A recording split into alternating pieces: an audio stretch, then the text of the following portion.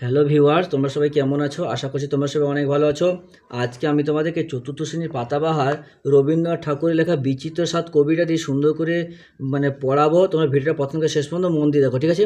আগের যতগুলো গল্প কবিতা ছিল আমি পড়িয়ে দিয়েছি এবং তাদের সমস্ত প্রশ্নগুলো সুন্দর করে সমাধানও করে দিয়েছি। যে সমস্ত বন্ধুরা এখনও দেখোনি তাদের সুবিধার্থের জন্য আমি আজকের ভিডিওর ডেসক্রিপশন বক্সে প্লেলিস্টের লিঙ্ক দিয়ে দিলাম, ওখানে ক্লিক করে ভিডিওগুলোকে দেখে নেবে, ঠিক আছে? ভিডিও শুরু করার আগে তোমাদের কাছে একটা ছোট্ট অনুরোধ, যারা এখন আমাদের এই চ্যানেলকে সাবস্ক্রাইব করোনি তারা প্লিজ চ্যানেলকে সাবস্ক্রাইব করে দিও আর একটা লাইক করে দিও। আর যারা সাবস্ক্রাইব লাইক করে রেখেছো তাদেরকে অসংখ্য অসংখ্য ধন্যবাদ। এখানে 50 নম্বর পৃষ্ঠায় কী বলছে দেখো। বিচিত্র স্বাদ রবীন্দ্রনাথ ঠাকুর বলছে, আমি যখন পাঠশালাতে যাই আমাদের এই বাড়ির গলি দিয়ে, বলছে রবীন্দ্রনাথ ঠাকুর যখন পাঠশালাতে যাই বাড়ির গলি দিয়ে, গলি মানে কি? গলি মানে তোমার হচ্ছে যে সরু রাস্তা, ঠিক আছে? তাহলে আমি যখন সরু রাস্তা দিয়ে পাঠশালাতে যাই 10টা বেলায় রোজ দেখতে পাই ফেরিওয়ালা যাচ্ছে ফেরি নিয়ে। তাহলে যখন কবি রবীন্দ্রনাথ ঠাকুর পাঠশালাতে যায় তখন সে 10টার সময় যখন যায় তখন দেখতে পায় যে রোজ ফেরিওয়ালা ওই সরু রাস্তা দিয়ে কি ফেরিওয়ালা যাচ্ছে ফেরি নিয়ে, ঠিক আছে? মানে পথে ঘুরে ঘুরে যে জিনিস বিক্রি করে তাদেরকে ফেরিওয়ালা বলে, তাই না? দেখো, চুড়ি চাই চুড়ি চাই সে হাঁকে, চীনের পুতুল ঝুড়িতে তার থাকে। বলছে সে ওই ফেরিওয়ালাটা হাঁকে, কী বলে হাঁকে? যে চুড়ি চাই বলে হাঁকতে থাকে। চীনের পুতুল ঝুড়িতে তার থাকে, তার ঝুড়িতে কি চীনের পুতুল থাকে। যায় সে চলে যে পথে তার খুশি, যখন খুশি খায় সে বাড়ি গিয়ে। বলছে তার যখন যে পথে ইচ্ছে হয় সে পথে যায় এবং যখন ইচ্ছে হয় না সে বাড়ি ফিরে আসে। যখন ইচ্ছে হয় বাড়ি ফিরে আসে এবং যখন ইচ্ছে হয় না সে বাড়ি ফিরে আসে না। মানে সে নিজের ইচ্ছা মতো তার চলাফেরা খাওয়া দাওয়া করতে থাকে। 10টা বাজে 10:30 বাজে নাইকো তাড়া হয় বা পাছে দেরি। বলছে তার 10টা বাজে 10:30 বাজে 11টা বাজে যতই বাজে না কেন তার কোনো তাড়া থাকে না।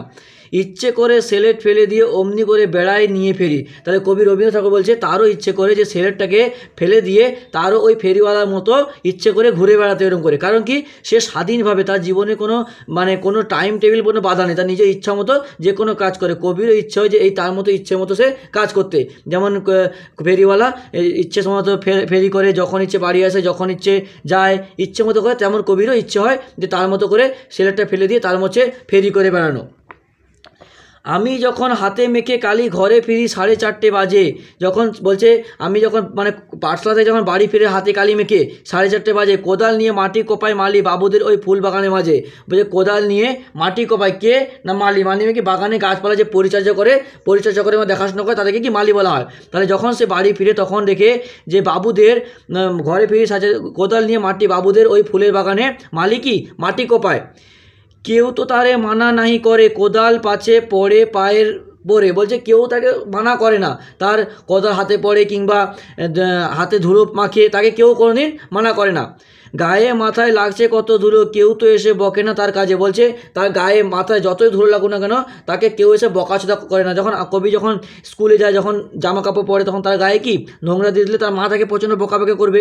আমাদের মারা বকাবকি করে তো, কিন্তু তাকে কেউ বকাবকি করে না, ইচ্ছে মতো সে তার কাজ করতে থাকে।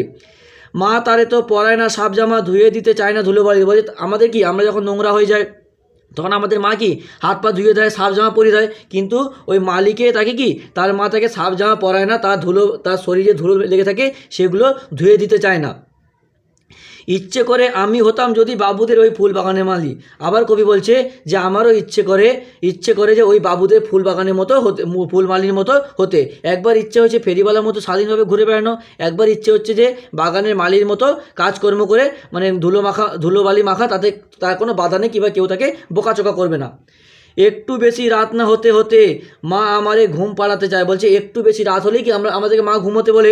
জানলা দিয়ে চেয়ে পথে পাগড়ি পরে পাহারাওয়ালা যায়। পাগড়ি মানে কি? তো পাগড়ি মানে কি মাথায় যে জড়াবার একটা কাপড় থাকে, মাথায় যে কাপড় জড়িয়ে থাকে তাকে কী বলে? পাগড়ি বলে। বলছে একটু রাত হলে মা আমাদেরকে ঘুমাতে বলে, কিন্তু জানলা দিয়ে দেখি যে পাগড়িওয়ালা যায়, পাহারাওয়ালা যায়, ঠিক আছে? পাগড়ি পরে পাহারাওয়ালা যেতে থাকে।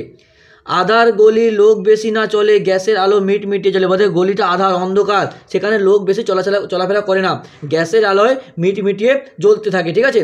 গ্যাসের আলোয় মিটমিটিয়ে জ্বলতে থাকে। কি না, লন্ঠনটি ঝুলিয়ে নিয়ে হাতে দাঁড়িয়ে থাকে বাড়ির দরজায়। বলছে বাড়ির দরজায় পাহারাওয়ালা, যে অনেকদের বাড়িতে পাহারাওয়ালা থাকে, সে লন্ঠন ঝুলিয়ে বাড়ির দরজায় পাহারা দিতে থাকে। রাত হয়ে যায় 10টা 11টা, কেউ তো কিছু বলে না তার লাগি বলছে রাত 11টা 10টা হয়েছে, তাকে কেউ কিছু বলে না, কিন্তু কবিকে কি তার মা বকাচিকা করে ঘুম পাড়িয়ে দেয়।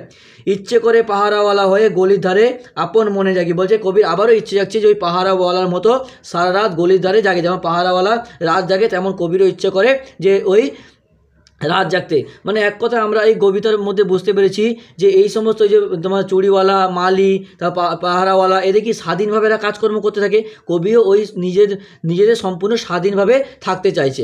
ঠিক আছে, তাহলে বুঝতে পেরেছো। আজকে আমি এটা বুঝিয়ে দিলাম, পরের দিন প্রশ্নোত্তরগুলো সমাধান করব।